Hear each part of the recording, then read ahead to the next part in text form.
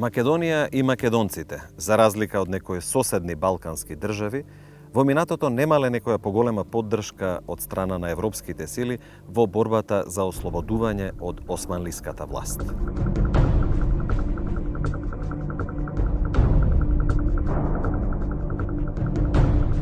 Јавното мислење во европските земји не било преокупирано со состојбите во Македонија, например, за разлика од грчката борба за независност, или реакциите по априлското востание во Бугарија во 1876-та.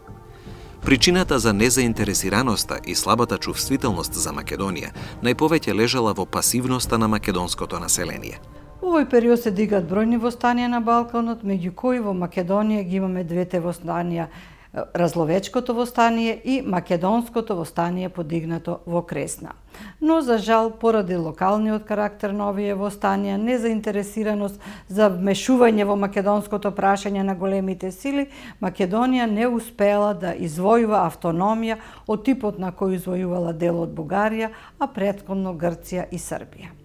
Османлиската управа со Македонија била далеку од идеална, но се до големата источна криза во овој регион на султановата држава немало поголемо раздвижување на населението кое би водело кон поголем вооружен отпор против османлиските власти.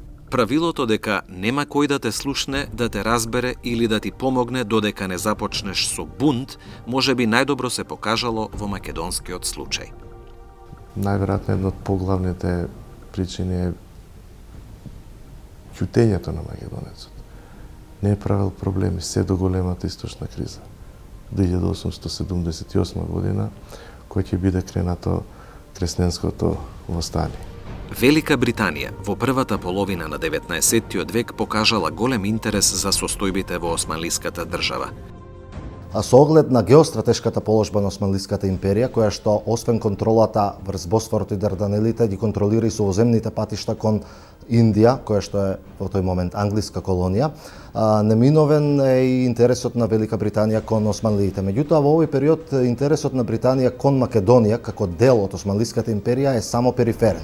Британската држава постепено се трансформирала во империја која имала интереси во разни делови на светот, како на пример на Балканот и во источниот Медитеран. Сето она што е британски интерес, како на политиката, така и на јавното мнение во Велика Британија во однос на Македонија, всушност е резултат на нивната глобална политика, на нивните геостратешки интереси пошироко во светот и зависно од тие интереси, значи тие ги градат своите ставови и се модулира јавното мнение во Британија. Геостратегиската положба на Османлиската империја, контролата врз Босфорот и Дарданелите, како и сувоземните патишта за Индија не можеле да ја остават британската влада незаинтересирана за состојбите во султановата држава. Низ разни делови на државата биле отворени конзуларни и трговски представништва на Велика Британија. Таков бил случајот со Османлиската Македонија. Во неколку нејзини градови, како во Солун, Битола и во Скопје, во 19 век веќе имало британски конзулати. Тие биле места кои придонесувале кон промовирањето и заштитата на британските интереси. Истовремено, од овие конзулати биле праќани извештаи до владата во Лондон, во кои меѓу другото се опишувала политичката состојба во Македонија. Почетокот на поголемиот британски интерес кон состојбите во Османлиска Македонија може да го лоцираме во периодот на големата источна криза, која што почнува во 1875 година со востанието во Босна и Херцеговина, а завршува во 1881 година со припојувањето на Тесалија кон Грција. Тоа воопшто не било случајно. Во Солун се случило убиството на францускиот и на германскиот конзул. Русија ја победила Османлиската држава во меѓусебната војна и го наметнала Сан-Стефанскиот прелиминарен мировен договор, според кој најголемиот дел од Османлиска Македонија требал да влезе во состав на Бугарија. И од тука во време на големата источна криза, еден процес кога на Балканот се случуваат големи турбуленции, Велика Британија во случајот се јавува како една од најголемите поддржувачи на османската држава и зачувување на нејзиниот територијален интегритет и суверенитет. Всушност, тоа го прави со цел да го спречи руското влијание на Балканот и излезот на Русија на топлите морења. На мой взгляд, главное было освободиться от турецкого ига. Это была задача номер один. Уже там как бы дальше пошла там история, какую бы получила Македония, может быть, автономию в составе Болгарии или как-то стала развиваться иначе. Но в те годы говорить еще о каких-то особых требованиях македонского населения сложно. Еще настолько все это только-только зарождалось, и это все-таки процесс и образование македонской нации, национального самосознания. Британците увиделе дека голема Бугарија ќе биде само една продолжена рака на Руската империја и нормално не им одговарало засилувањето на руското влијание на Балканот. Велика Британија била голем противник на овој договор, кој бил целосно спротивен на интересите на владата во Лондон. Нејзиното влијание за промена на истиот на конференцијата на големите сили во 1878 во Берлин не било мало. По потпишувањето на Берлинскиот мировен договор, како израз на незадоволство, во Македонија избило Кресненското востание, кое од страна на британските дипломати било наречено Македонско востание. На Берлинскиот конгрес во 1878 година всушност големите сили ја одлучија судбината на Македонија, која подосна ќе се повтори и на другите мировни конференции, особено на Букурешкиот мировен договор од 1913 и на Версајскиот мировен договор од 1919 година. Сепак, интересот на британската дипломатија и на јавноста за Македонија се уште бил минорен во споредба со некои балкански региони. Меѓутоа, дека политиката е променлива категорија, дека таа не се раководи од симпатија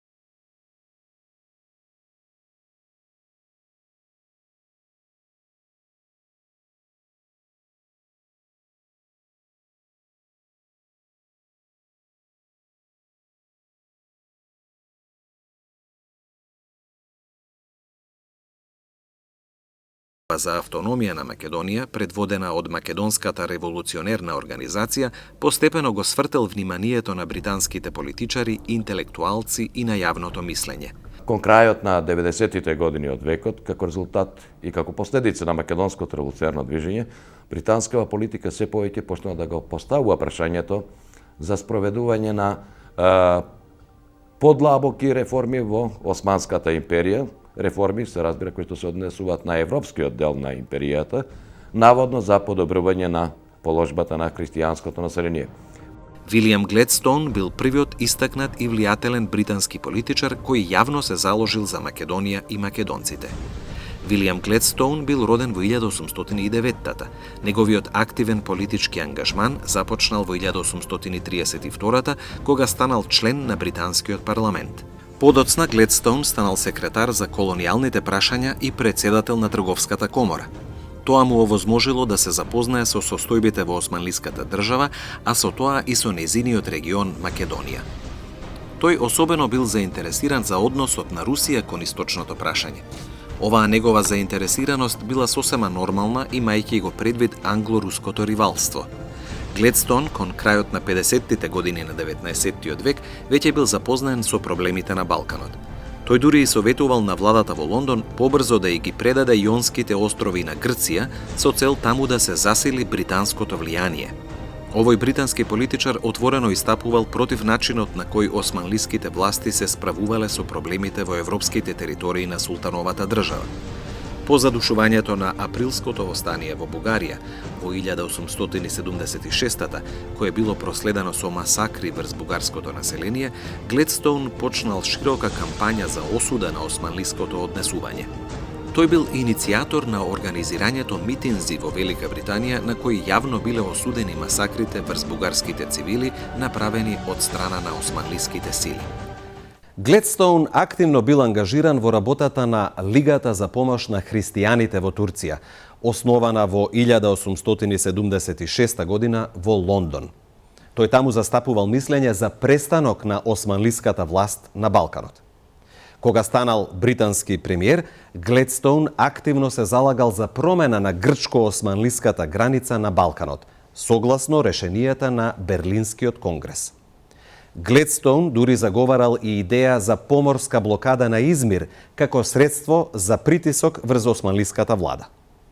Познатиот британски политичар Вилијам Гледстоун, кој што многу добро ги познавал состојбите во регионот, ќе изрази една голема симпатија кон Македонија и кон македонците.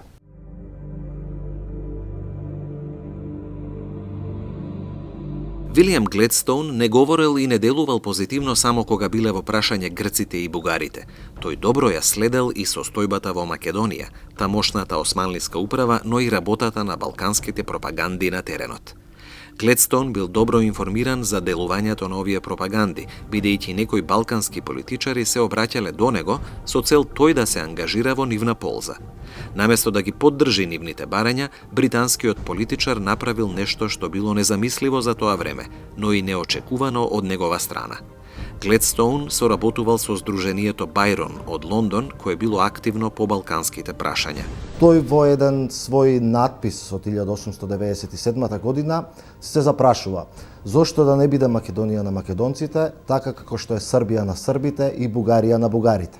Нормално британската влада се залага за задржување на воспоставеното статус-кво и не ги прифаќа овие сугестии на Гледстоун. Тој на покана на Сдруженијето испратил едно писмо во кое го изложил своето гледиште за македонското прашање.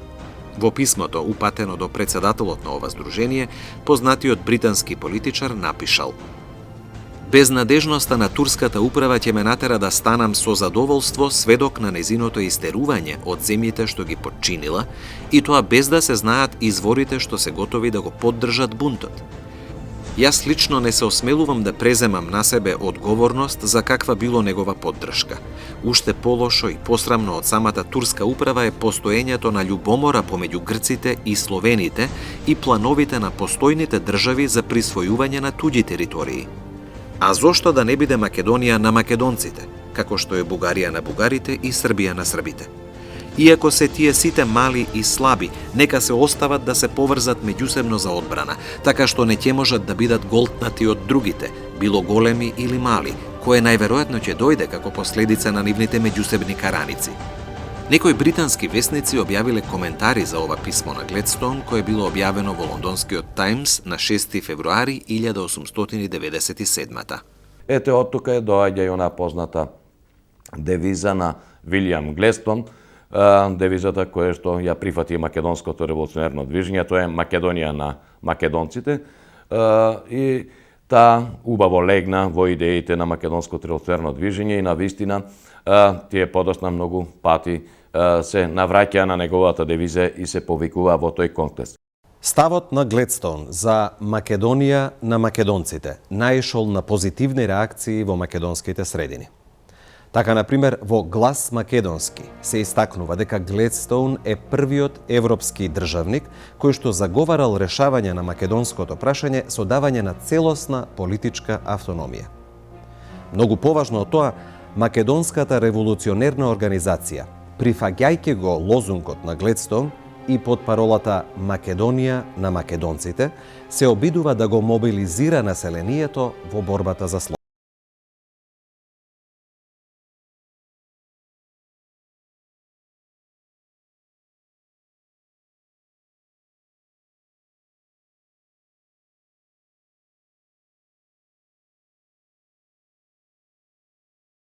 И државник не биле прифатени од страна на британската влада, која останала пасивна во однос на состојбите во Македонија. Лондон го мачеле разни проблеми поврзани со османлиската држава. Британскиот премиер Солсбери во 1897 изјавил дека еден од главните проблеми на модерната дипломатија било како Турција да се лиши од власта врз провинциите без да се наруши нејзиниот интегритет. Исто така, делумно оправдување за таквиот однос на Велика Британија кон тешката состојба во Македонија може да се најде и во зафатеноста на Лондон со проблемите во најјужните делови на Африка, каде нејзините воени сили морале да се справуваат со бурите, наследниците на првите европски доселеници во тој дел од црниот континент. Во некои од извештаите јасно стои дека македонското револуционарно движење се залага за автономија на Македонија, па дури и за самостојна македонска држава. Вооружениот бунт на македонското население, кој во 1903 година прераснал во востание, придонел да се промени британската позиција во однос на Македонија. На британците им беше јасно дека нема да можат да ги придобијат османлиите, токму затоа се трудеа да работат на теренот меѓу македонското население и да играат на картата автономија за Македонија. Нешто што сигурно не им одговараше ниту на Германија, ниту на Австро-Унгарија, ниту на Русија. Британските конзули од Македонија постојано испраќале извештаи во кои ја опишувале драматичната состојба во немирниот регион и секојдневните насилства врз невооруженото население. Акциите на македонските борци биле следени со големо внимание. Киднапирањето на американската протестантска мисионерка Елен Стоун предизвикало големо интересирање во Велика Британија. Sunday Times во 6 продолженија ги објавувал текстовите кои биле напишани од страна на мис Стоун за нејзиното искуство за време на нејзиното заточеништво. Во британскиот печат воопшто може да се сретат многу информации за сите настани што се случува на тлото на Македонија во 1903 година, поштувајќи уште од претходниот период, уште од аферата Мистон од 1901-1902 година со Горноџумајското востание, со Солунскиот атентати и подоцна со самото Илинденско востание. За време на Илинденското востание, поважните британски весници испратиле своји известувачи во Македонија. Со своите извештаи се истакнале дописниците на Daily News Џон Макдоналд, воениот дописник на истиот весник Хелс, специјалниот дописник на Лондонски Таймс и добар познавач на балканските работи Джеймс Баучер, дописникот на агенцијата Reuters Хамилтон, дописникот на Daily Mail Вион, дописникот на Манчестер Гардијан Хенри Ноел Брейлсфорд. Во нивните дописи од Македонија главно преовладувале симпатии за македонското население и за востаниците. Британските дописници во своите извештаи ја нагласувале големата потреба од помош за настраданото македонско население. Нивните написи, но и апели за помош наишле на одзив кај британската јавност, особено во либералните кругови. Низ британскиот печат можеле да се прочитаат многу информации за македонските состојби. Еден од познатите британски новинари, Стед, напишал статија со големи симпатии за Борис Сарафов, кого го сметал за водач на македонските револуционери. Развојот на настаните во Македонија, предизвикани од почетокот на Илинденското востание, станале тема за расправа во британскиот парламент. Во долниот дом на парламентот на 10 август 1903 либералниот пратеник Джеймс Брайс говорил за тешката состојба во Македонија и упатил апел до владата да се заинтересира за оваа земја. 3 дена подоцна за Македонија се дискутирало и во горниот дом на британскиот парламент.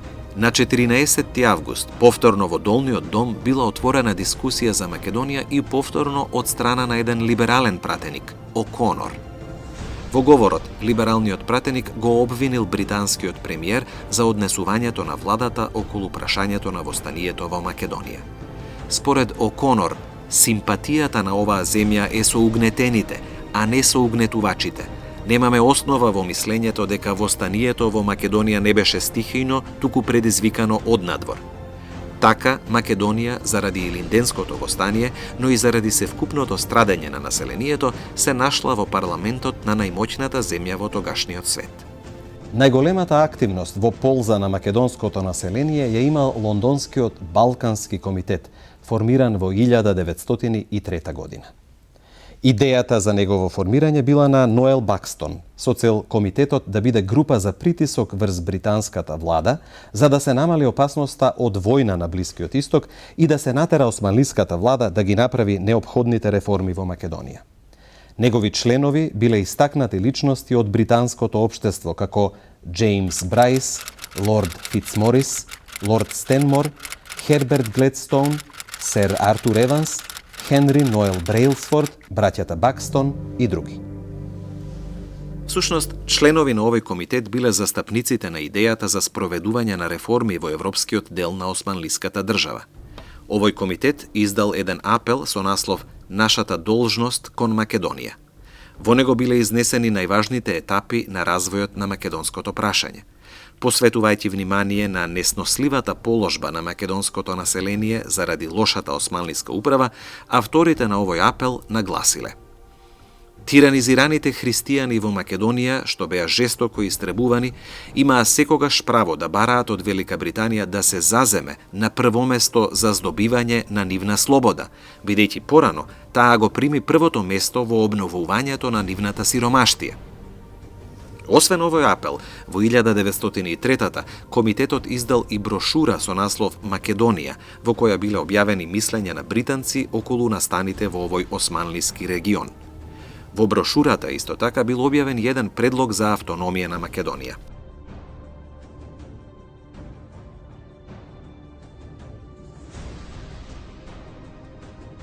Репресалиите на османлиските сили во Македонија кон цивилното население во време на востанието предизвикале организирање на митинзи во Велика Британија на кои биле усвојувани резолуции.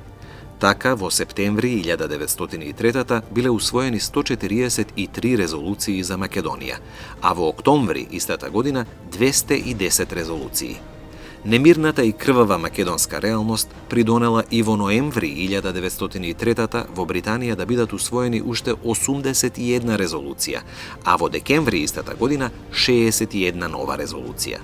Зад овие митинзи и усвојување на резолуции стоел Балканскиот комитет. Најпознатиот митинг, кој предизвикал огромен излив на симпатии и сочувство кон Македонија, бил одржан во Сент Джеймс Хол на 29 септември 1903. На овој митинг присуствувале познати јавни личности од Велика Британија, како лорд Стенмор, бискупот од Херифорд, лорд Ферер, сер Едвард Фрај, Ноел Бакстон и други. До собирот биле испратени писма од влијателни личности како бискупот од Кентербери, лорд Спенсер, бискупот од Лондон, бискупот од Рочестер, кралскиот советник и член на парламентот Хајден и други. Вистинска ерупција од воодушевување и поддршка за Македонија предизвикал говорот на бискупот од Вустер. Тој во емотивниот настап забележал дека никој не ги бранел членовите на македонските револуционерни комитети, освен безбројните селани на Македонија, кои биле предмет на турските репресалии. Бискупот исто така го бранел правото на македонското население на востание, бидејќи истото долго време залудно чекало помош од христијанските сили. Членот на парламентот и поддржувач на Македонија, пратеникот Брајс, исто како и во Британското собрание, земал збор и на овој митинг.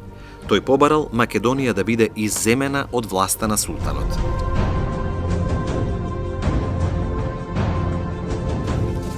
Балканскиот комитет во Лондон не се бавел само со организирање на промакедонски митинзи на кои биле усвојувани разни резолуции за подобрување на состојбите во Македонија. Комитетот организирал и акции за собирање на помош за настраданите во Македонија. Во весниците биле печатени апели за собирање на парична помош за настраданото население во Македонија. Само во октомври 1903 биле собрани 25.000 фунти стерлинзи. Сите овие средства биле собрани од страна на комитетот, а тој оформил и една помошна мисија наречена The Macedonian Relief Committee. По Илинденското востание, Балканскиот комитет во Лондон собра значителни средства кои што треба да бидат распределени помеѓу настраданото христијанско население во Македонија. Така беа испратени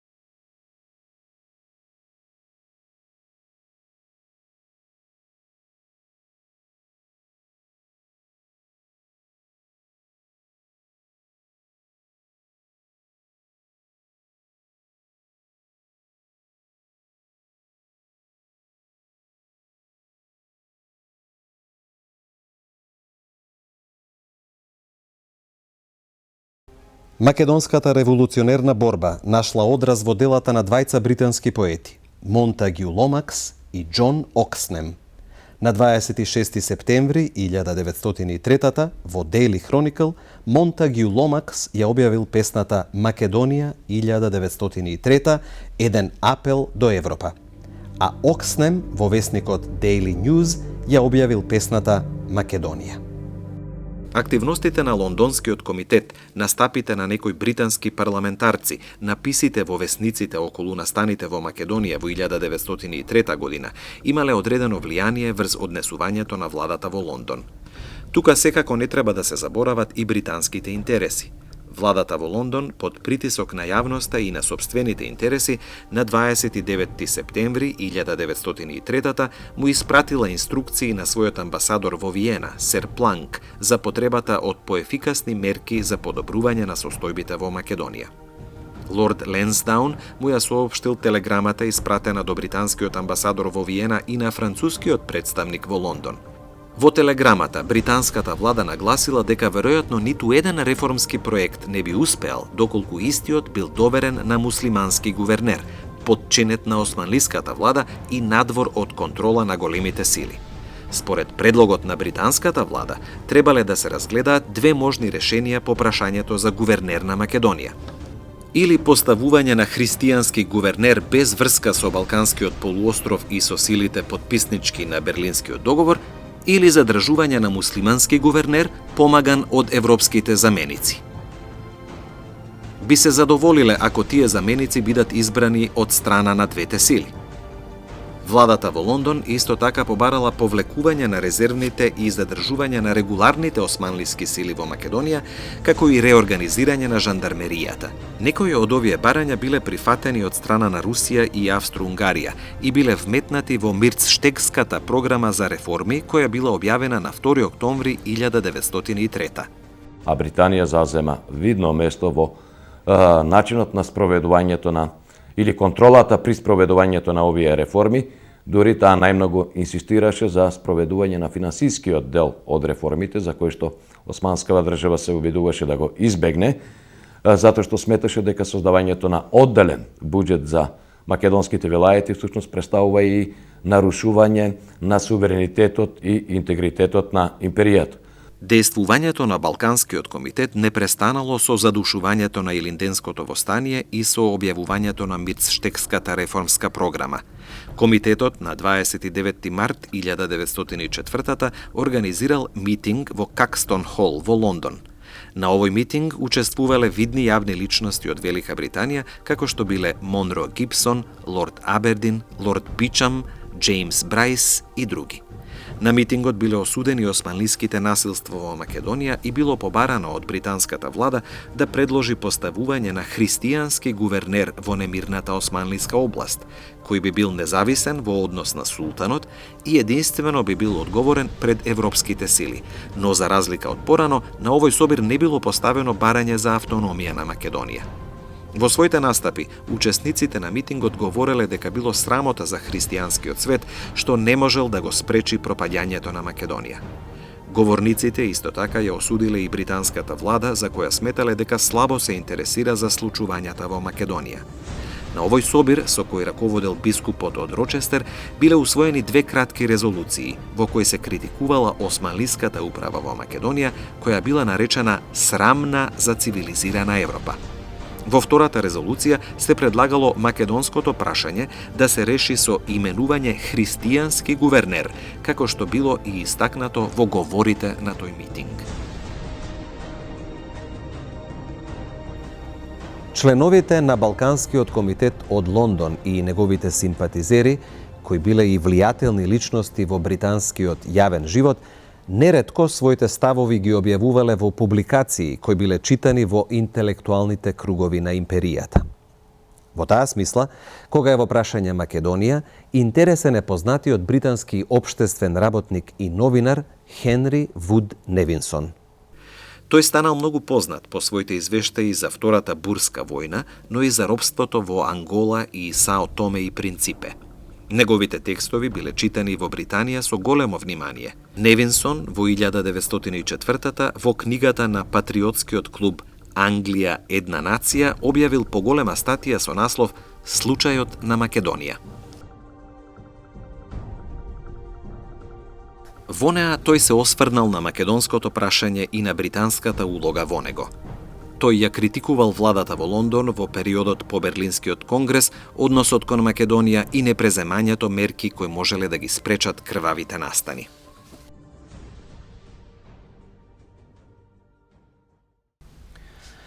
Многу поголем печат и влијание за состојбите во Османлиска Македонија имал Хенри Ноел Брејлсфорд.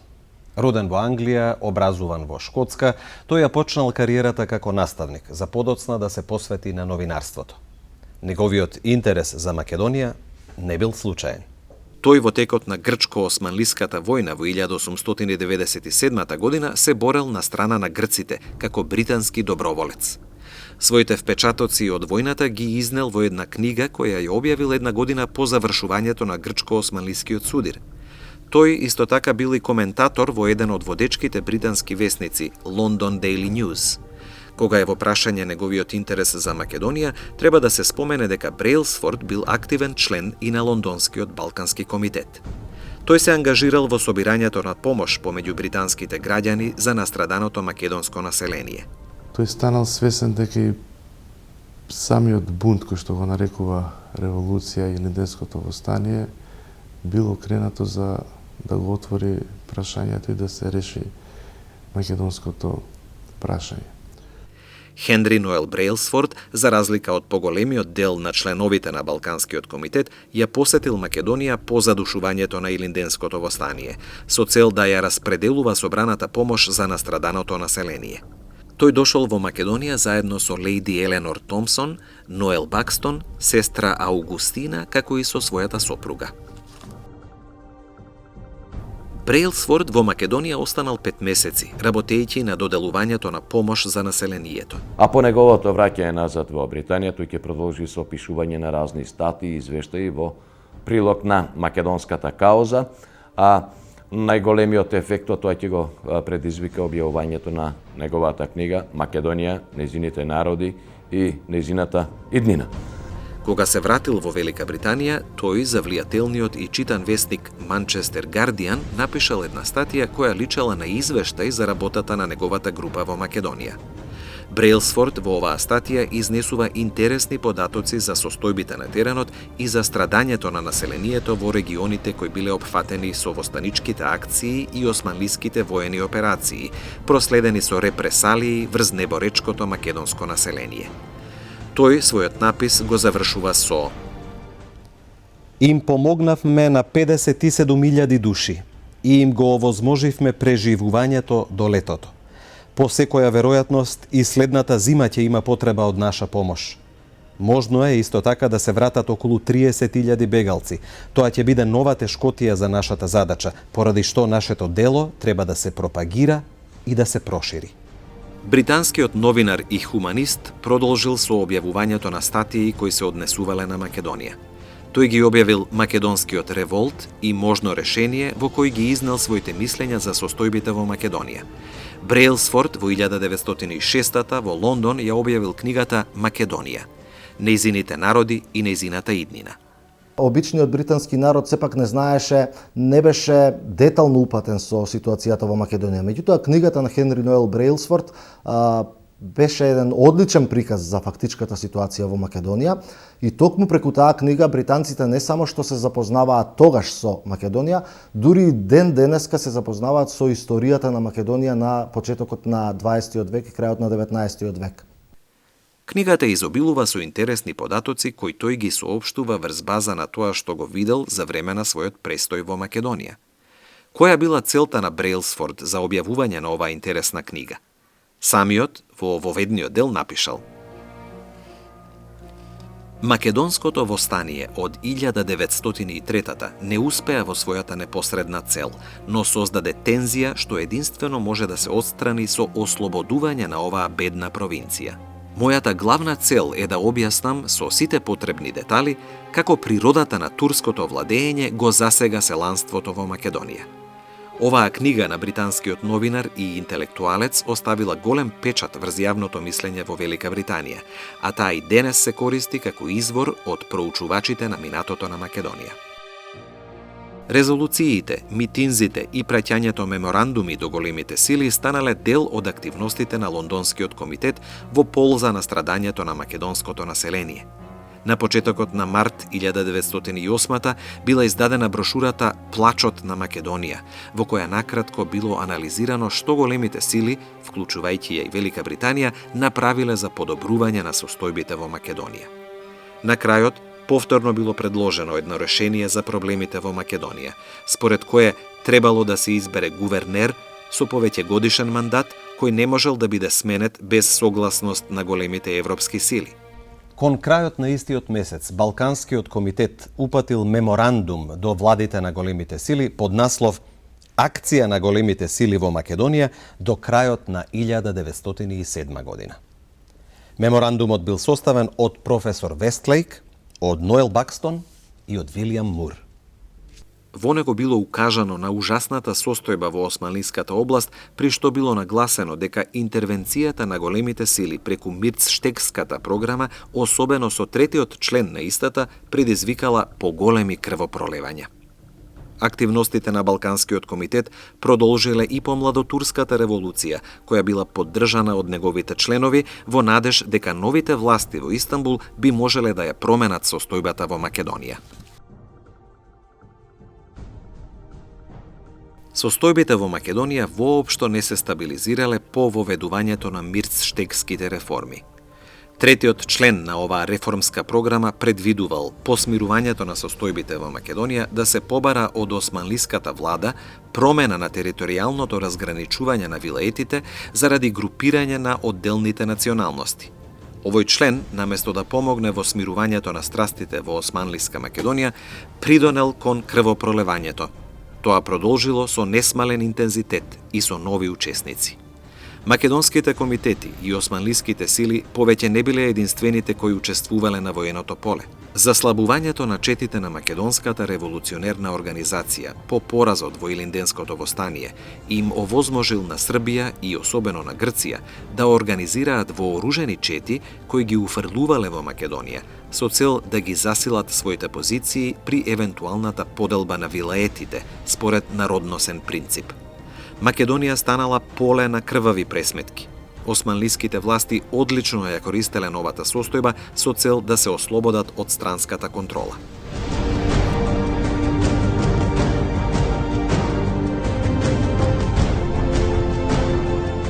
Мирцштекските реформи не ги донеле очекуваните резултати, а состојбата во Македонија се влошила. Јавноста во Велика Британија редовно била информирана за случувањата во Македонија, а тамошните состојби биле дел од темите за кои се дискутирало во британскиот парламент. Владата во Лондон со внимание ги следела настаните во регионот. На седницата на парламентот од 25 февруари 1908 година, министерот за надворешни работи Едвард Греј одржал еден говор во кој најавил поголемо вмешување на британската влада во реформскиот процес во Македонија.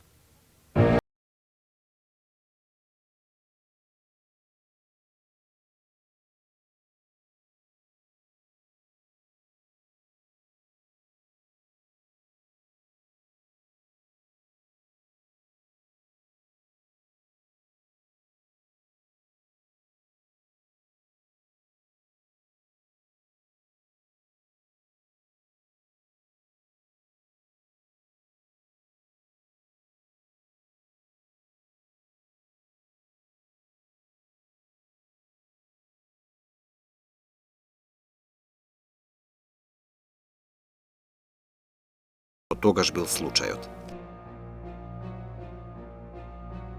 Потоа, тој предложил да дојде до намалување на бројот на османлиските војници во Македонија. Последниот дел од неговиот предлог предвидувал Македонија да добие статус сличен на оној кој го имала автономната област Источна Румелија. А тоа значеше именување на еден христијанин за генерал-губернатор на Македонија, кој што ќе биде надвор од османската служба, значи човек кој што ќе треба да воспостави еден поинаков систем на управување во Македонија, или индиректно кажано, тоа е веќе прв чекор кон сериозна автономија на Македонија. Предлогот на британскиот министер за надворешни работи ја добил поддршката на парламентарците во Лондон. Наред биле големите сили.